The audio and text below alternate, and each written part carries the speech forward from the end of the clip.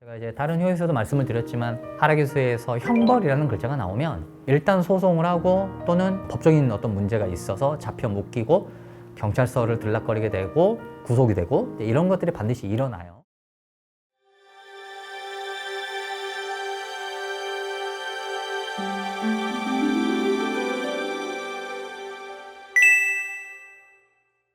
천하동인 사묘.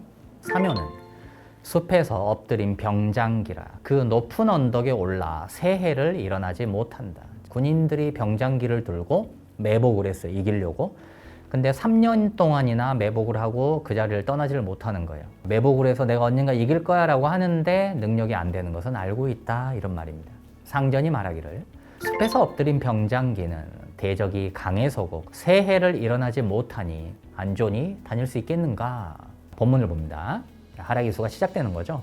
이효는 무릇 분수에 어긋나는데 서로 구하다가 그 쓰임에 이르기는 불능한 경우이다.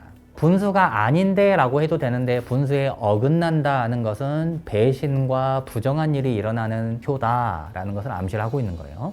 협자를 가보죠.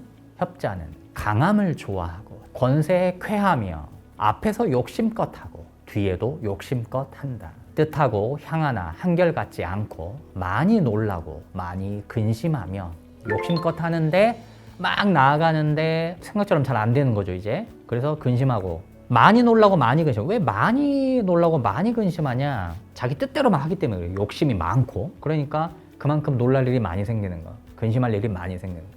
마음과 일이 측량하기 어렵다.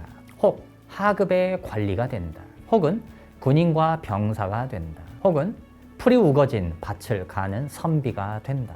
혹은 언덕과 산꼭대기에 숨어서 안일하게 된다. 자, 권세에 쾌하다는 것은 우리가 상쾌하다 이거예요. 내가 뜻대로 된다 이거죠. 권력과 권세에 내가 뜻대로 한다 이거예요. 앞에서 욕심껏 하고 일을 욕심껏 하는 거예요. 뒤에서도 또 일을 욕심껏 하는 거예요. 하고 싶은 대로 하는 거죠. 많이 놀라고 근심하다가 안 좋게 되죠. 점점 안 좋게 되죠, 이제. 그러다가 하급의 관리 정도는 된다. 근데 그 다음에 뭐요? 군인과 병사가 된다. 결혼 생활이 조금 이제 안 좋아지네요. 자, 제가 말씀드렸죠. 군인이라는 말이 등장을 하면 문맥을 봐야 되지만 어떻든 좋은 문맥이 있지 않을 때에는 별로 좋지 않아요. 하라기수에서 군인이나 이런 어떤 그 몸에 힘을 쓰는 그런 일을 하는 분들이 좋게 될 때에는 군인이라는 글자를 쓰지 않아요. 거의 쓰지 않고 어떤 글자 쓰냐면 무인, 무력, 문관과 무관 할 때 문무 할 때 그 무자를 쓰지 군인 병사라는 말은 거의 쓰지 않습니다. 군인 병사, 병졸, 병장기 이런 말이 나오면 이건 뭐 실제로 그거를 들고 싸워야 되는 외롭게 고향에 가족을 다 놔두고 만나지 못하는, 그래서 오늘날로 치면 외롭다 이 말이에요.